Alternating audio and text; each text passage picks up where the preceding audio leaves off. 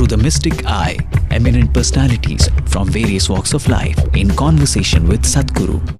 This week's episode features Virender Sehwag, one of Indian cricket's most scintillating batsmen. He holds the record for the highest individual score in one-day internationals and the fastest triple century in Test cricket. Fondly referred to in the media as the Nawab of Najafgarh.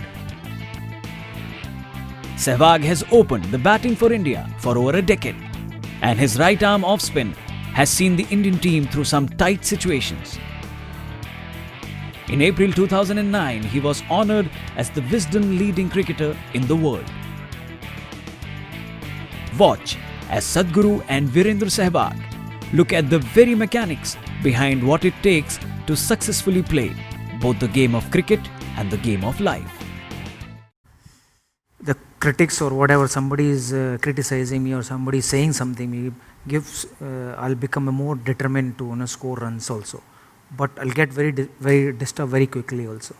So what I should do at that time? Should I reply to them? What is the most important part of your life is what's happening within you, isn't it? Yeah. Whether misery happens within you or joy happens within you, it only comes from within you, isn't it? So if joy is coming from within you, why can't you have it coming all the time? If it was coming in the Delhi tap, I know it goes dry. But if it's coming from within you, why can't you keep it flowing? Because we have not taken care of this, isn't it? How you are should never be determined by how somebody else is. Once you allow that, you will remain a slave to somebody all your life, because they will decide whether you will be happy or unhappy. Yes. The question is not about justice and injustice, that's a different thing. But still, whether there is justice or injustice, the most unjust thing that you can do for yourself and everybody around you, especially other people who have such a big expectation of you, is that you make yourself unhappy.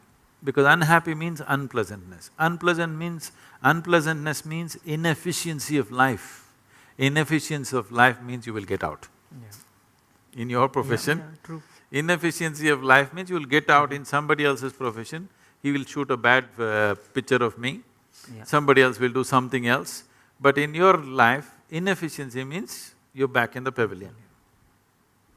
So, in your life it's much more stark compared to other people's lives, because other people can explain. Other people can explain their inefficiency. You cannot explain your inefficiency, we see it and that's all. And there are so many expectations from people, from family, from friends, that every time I walk on the field I have to score runs, and they want to see me on the field to score, hundreds. So it's difficult to perform at every time, but the expectation is there when I got out. So my son says, Papa, why are you getting out every time? Why not you scoring 100 every time? So, I can understand he's conscious, he's a child, he doesn't know anything, but still he's expecting from his father that whenever he goes to the field he can score runs, at least 50 or 100. So that expectation is so much… You have more hundreds than fifties. Yes. You're one of the few who has more hundreds than fifties. Yes. When I got 21 centuries, I got 20 50s and 21 centuries. And then later on I score more 50s than the hundreds. See, once you enter the field, once you go there and stand, you should not be anybody's husband, anybody's father, anybody's son, not even an Indian. You must just be a batsman. You got a bat and the ball coming, your business is just to hit the ball as it deserves. If you stand there as an Indian, 1 billion people will stand on your head. It's too much heavy weight to carry. If you stand there as a father, your children will sit on your shoulders. Very difficult to play the game with 2 children sitting on your shoulders. You must leave all of them outside. When you go there, you're just a batsman, and that's all your job is. You must exclude all these things. But it's very difficult for me to, leave that thought behind. For that also there are methods. See, right now, I am constantly involved with people day in and day out, 20 hours a day, I'm on and on and on with people 7 days of the week. Yeah. But if I close my eyes, the world stops for me, finished it is.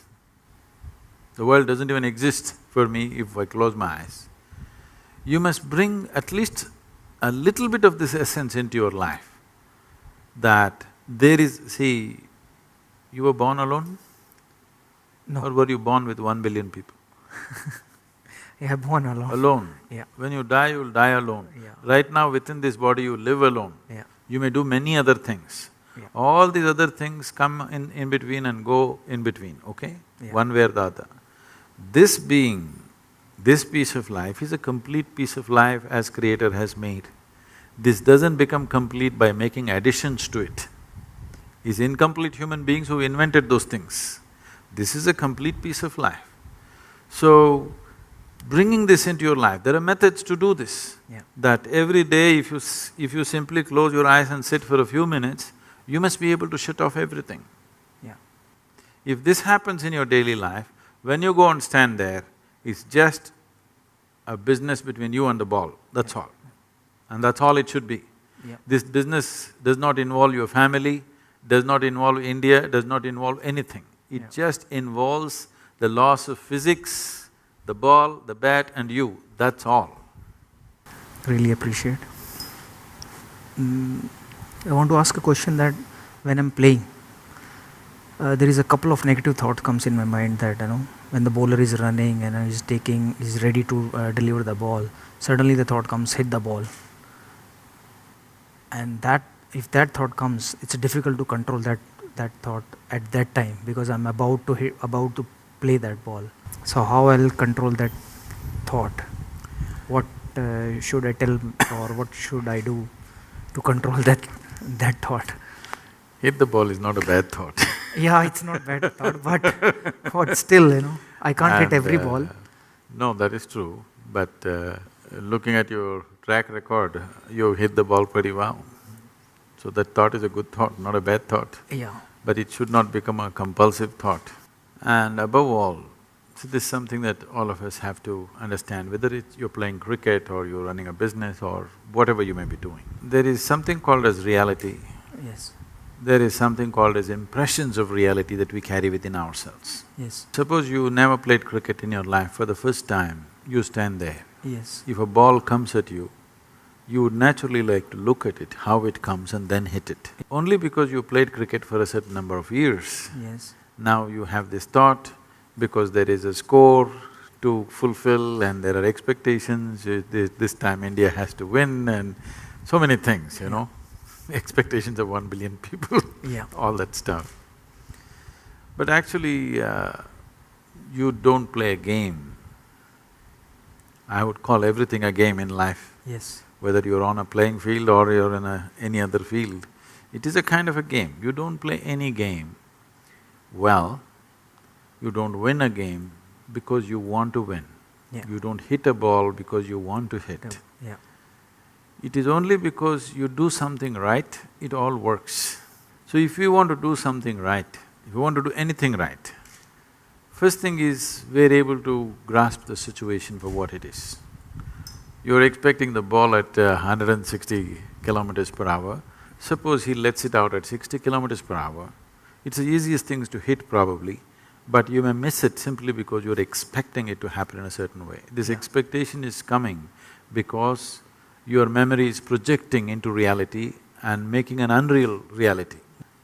So if there is an intelligent bowler, he reads this and he will make those things, and it is not always the fastest bowler or the one who spins most who gets the wickets, it's one who reads the batsman's expectations and just does the reverse of that, who manages to fox the batsman. So it doesn't matter which aspect of life, whether sport or otherwise, the important thing is we are able to grasp what is there and do the appropriate action. Yeah. In a sport, it becomes very, kind of focused, because so many people watching, and we know if you don't hit the ball right, all of us know it. Somebody is driving, if he, instead of missing the pothole, if he hits the pothole, maybe not everybody notices. Somebody is doing business, instead of doing the right thing, if he goes little off, maybe not too many people notice it.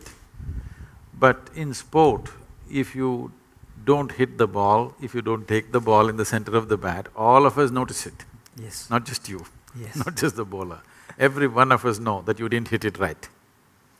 So because of that, all this is building up. I was just talking to somebody and they are just then… somebody was telling me, we got to beat Pakistan this time. I said, don't try to beat Pakistan, just hit the ball. Yes.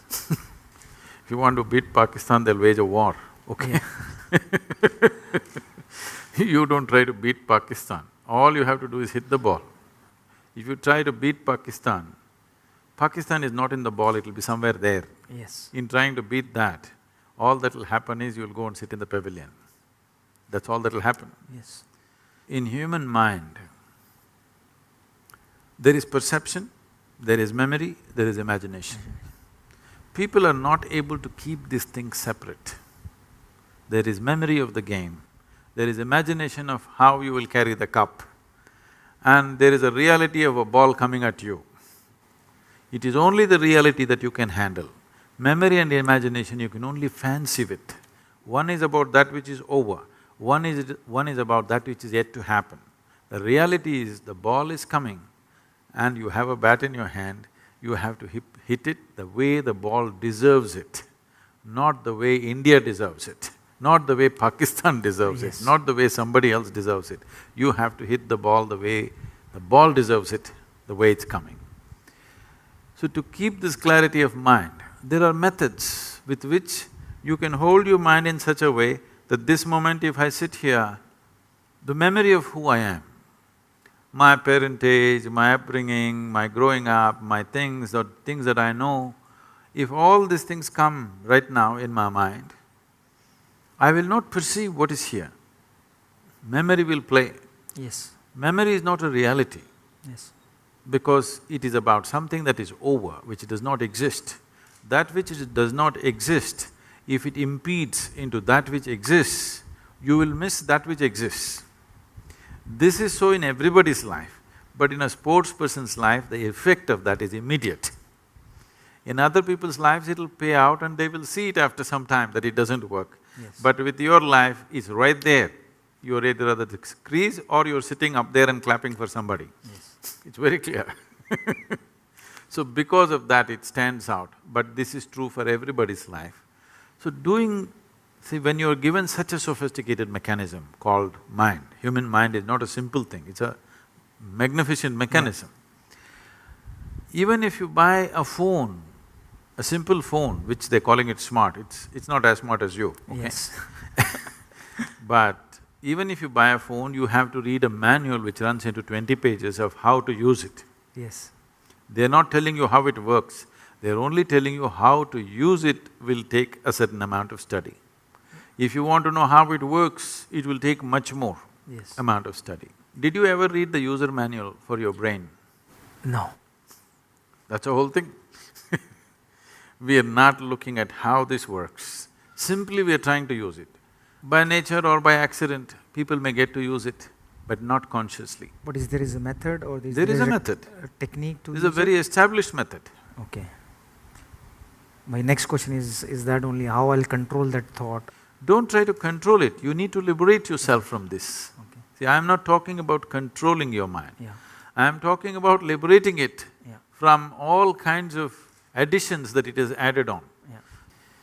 If you control your body, if you control your mind, what it means is, control means to hold it within certain limits. But you become who you are in the world only because you cross the limits. Only because you cross the limits that other people never cross, you become whoever you are in the world. So the method should be not of control, but of liberation. Over a period of time, you gather a body and a certain level of mind.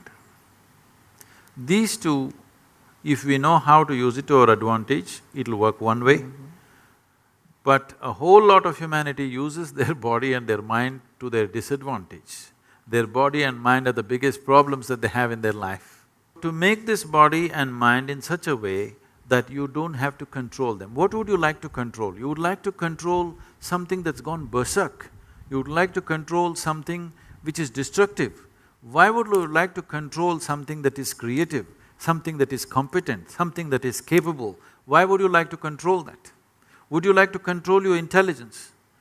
Because if there is a certain level of ignorance, you want to control it.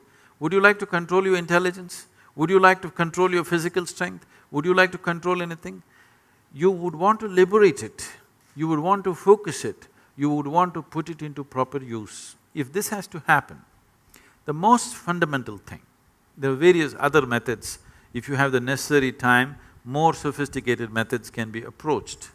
Necessary time does not mean you have to spend 12 hours a day or something. If you spend 20 to 30 minutes a day, you can do miraculous things for yourself. Because you know how to play the game, you know how to do all that it takes is little more clarity at that moment, and the body and mind responds with much more ease rather than tension and fear and anxiety, it responds with ease. There is substantial scientific and medical information today to clearly say, only when you are at ease, your body and mind functions at its best. We have given it to the cricket team also, I don't know if it reached you.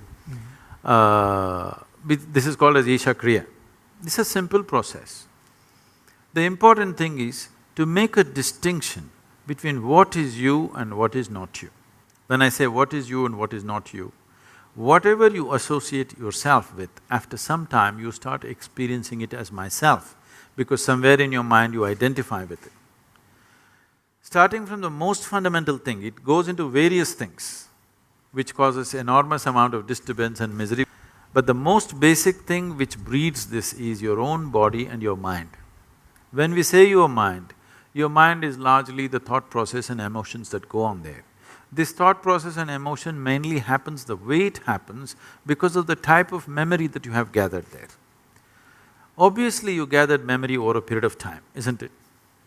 The body, the physical body, from the time when you were born and how you are today, you gathered this over a period of time. Anything that you can gather can be yours, but can never ever be you, isn't it? So to create a distinction between what is you and what is not you, if this distinction arises, which is what Isha Kriya does, if you bring this distinction into your life, you will see suddenly your ability to use your body and your mind is phenomenally enhanced, many fold. The same body and same mind, simply because you're not tangled up with it, you can use it so much better, simply because there is a little bit of space between you and your body and you and your mind. This is guaranteed from me. Okay, thank you.